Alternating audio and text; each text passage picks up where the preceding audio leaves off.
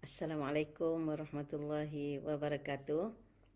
Auzubillahi minasyaitonirrajim. Bismillahirrahmanirrahim. Alhamdulillahirabbil alamin. Wassalatu wassalamu ala asyrafil mursalin wa ala alihi wa sahbihi ajma'in. Sahabat-sahabat, saudara-saudari yang dikasihi sekalian, alhamdulillah hanya beberapa jam lagi akan tibalah bulan yang kita tunggu-tunggu, iaitu bulan Ramadan Al-Mubarak. Tentunya semua kita telah bersedia untuk menyambut kehadiran bulan yang penuh dengan rahmah dan keberkatan ini.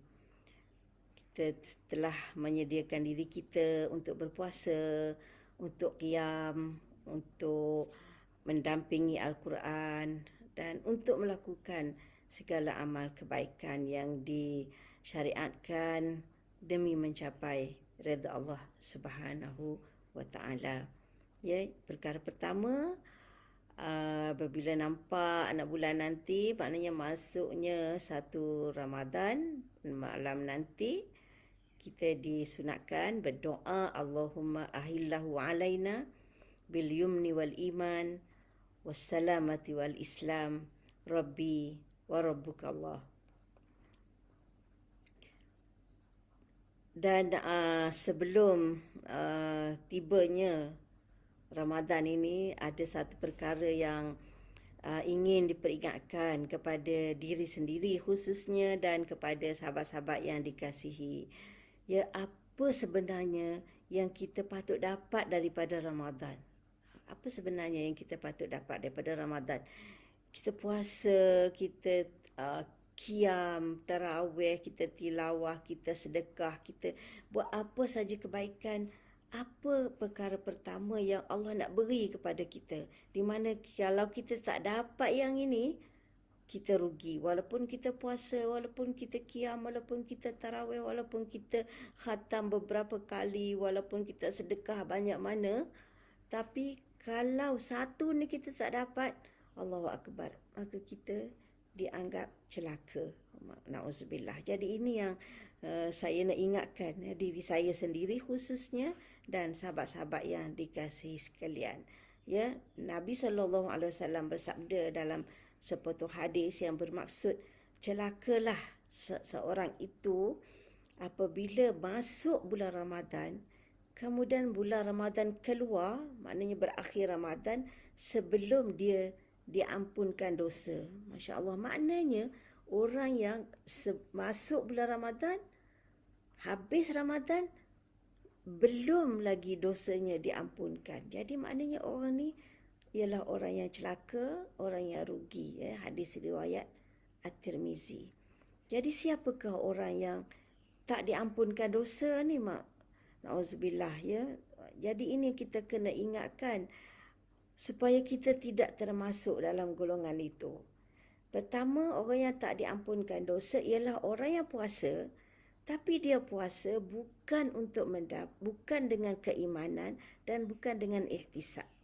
Sebab Nabi SAW bersabda, "Man shoma Ramadhana imanan wahtisaban, ghufira lahu ma taqaddama min dhanbi." Siapa yang puasa Ramadan dengan iman dan ihtisab, diampunkan dosanya yang lalu. Jadi kalau dia puasa bukan dengan iman, bukan dengan ihtisab. Ihtisab maknanya mengharapkan Allah terima, Allah ampun dosanya. Dia puasa hanya sekadar nak melepaskan tanggungjawab, atau puasa hanya sebagai satu budaya, atau tujuan lain, dia sebab orang semua puasa. Jadi dia puasa hanya setakat itu, tidak ada iman dan ihtisab, maka dia tidak dapat keampunan daripada Allah Subhanahu Wa Taala. Na'udzubillah. Ya, begitu juga orang yang qiyam, ya, sembahyang tarawih, buatlah berapa rakaat pun, tapi kalau tidak didorong oleh iman dan wahtisaban pun tidak diampunkan juga. Ya, sebab Nabi SAW bersabda, "Man qama Ramadhana", siapa yang qiyam Ramadan, menghidupkan malam Ramadan dengan selawat pula, ya, dengan solat dan lain-lain lah, ya, dengan khususnya solat tarawih. Ya, man qama ramadhana imanan wahtisaban ghufira lahu ma taqaddama min dhanbi. Siapa yang qiyam Ramadan dengan iman dan ihtisab, maka diampunkan dosanya yang lalu. Jadi maknanya qiyam pun bukan hanya sekadar nak kira berapa rakaat, 8 ke 20 ke berapa dan sebagainya, tapi yang pentingnya ialah menunaikan solat malam, menghidupkan malam Ramadan itu dengan ibadah, dengan solat, dengan beriman dan mengharap keampunan Allah Subhanahu Wa Taala, barulah dosa kita akan diampunkan. Ya, jadi hati-hati. Ya, bila kita menunaikan puasa, bila kita menunaikan solat malam, biarlah didorong oleh keimanan kita kepada Allah Subhanahu Wa Taala dan mengharapkan keampunan dan keredaannya. Siapa lagi yang tak diampunkan dosa? Orang yang tidak meninggalkan dosa. Masuk Ramadan, dia terus dengan amalan-amalan yang keji, yang mungkar, yang dilarang oleh Allah Subhanahu Wa Taala. Dia puasa, tapi perkara yang dilarang oleh Allah Subhanahu Wa Taala tidak dihentikan, terus dilakukan. Ya, dalam satu hadis Nabi SAW bersabda, lebih kurang maksudnya, sesiapa yang tidak meninggalkan kata-kata dusta dan terus beramal dengannya, maka Allah tidak berhajat untuknya meninggalkan makan dan minumnya. Jadi maknanya puasanya seolah-olah sia-sia, tidak diterima. Terus berbohong menjadi kebiasaannya. Suami cakap bohong dengan isteri, isteri berbohong kepada suami, anak-anak berbohong kepada ibu bapa, murid-murid berbohong kepada guru, sampailah kepada pemimpin berbohong dengan rakyat jelata. Walaupun dalam bulan Ramadan terus beramal dengan pembohongan dan pendustaan tanpa segan silu, tanpa rasa bersalah. Yang masih melakukan maksiat, makan riba, makan rasuah, menipu, terus juga diamalkan walaupun dalam bulan Ramadan dalam keadaan berpuasa. Jadi macam mana Allah nak mengampunkan dosa?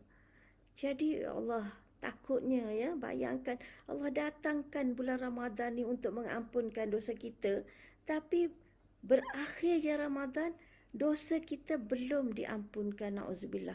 Itu Nabi kata celaka orang yang masuk bulan Ramadan, kemudian bulan Ramadan pergi sebelum dosanya diampunkan. Jadi hati-hati. Ya, bila kita sedang sekarang ni berada di ambang Ramadan, maka muhasabahlah. Ya, kalau ada dosa-dosa yang masih kita lakukan, berhenti sekarang, ya, sebelum kita melangkah masuk ke dalam bulan Ramadan. Kalau dah ambil rasuah tu, menipu, ambil harta orang tanpa hak, usahakan untuk pulangkan hak orang tu, ya, dan berazam untuk tidak lagi meneruskan amalan yang terkutuk itu. Jadi, mulai malam ini kita sudah mula berterawih. Lakukan terawih dengan imanan wahtisaban. Man qama ramadhana, siapa yang qiyam Ramadan. Ya, bukan hanya sekadar fikir, aku nak buat 8 ke 20. Nak buat ataupun nak baca surah panjang ke surah pendek. Bukan hanya sekadar itu, tapi kita nak qiyam Ramadan, menghidupkan malam Ramadan dengan mengharapkan Allah Subhanahu Wa Taala mengampuni dosa-dosa kita dan terima amal kita, insya-Allah, ya. Jadi saya ingatkan, anugerah terbesar yang kita patut dapat daripada kehadiran Ramadan ini ialah keampunan daripada Allah Subhanahu Wa Taala. Sebab itu dalam malam Lailatul Qadar pun, apabila Aisyah radhiyallahu anha tanya Rasulullah sallallahu alaihi wasallam, apakah yang patut beliau doa, beliau minta apabila beliau bertemu dengan Lailatul Qadar, Nabi ajar dia doa satu saja, Allahumma innaka afuwun tuhibbul afwa fa'fu anni, minta ampun. Ya, jadi jadikan matlamat kita yang utama, selain daripada nak menjadi orang yang bertakwa yang Allah dah sebut dalam surah Al-Baqarah yang telah diulas sebelum ini, la'allakum tattaqun, ialah selain daripada itu, kita nak menerima anugerah yang paling hebat, yang paling besar daripada Allah Subhanahu Wa Taala, iaitu anugerah keampunan. Ya, man shoma ramadhana imanan wahtisaban ghufira lahu ma taqaddama min dzambi. Siapa yang puasa Ramadan dengan iman dan ihtisab, diampunkan untuknya dosanya yang lalu. Dan malamnya kita hidupkan dengan ibadah, man qama ramadhana imanan wahtisaban ghufira lahu ma taqaddama min dzambih. Ya, kedua-dua hadis adalah sahih riwayat Al-Bukhari dan Muslim. Ya, mudah-mudahan kita akan melangkah ke dalam bulan Ramadan dengan hati yang penuh mengharap supaya Allah terima amal kita, supaya Allah ampunkan dosa-dosa kita, supaya Allah masukkan kita dalam senarai hamba-hambanya yang bertakwa, insya-Allah. Sekian dulu untuk kali ini. Jumpa lagi dalam tazkirah akan datang. Wassalamualaikum warahmatullahi wabarakatuh.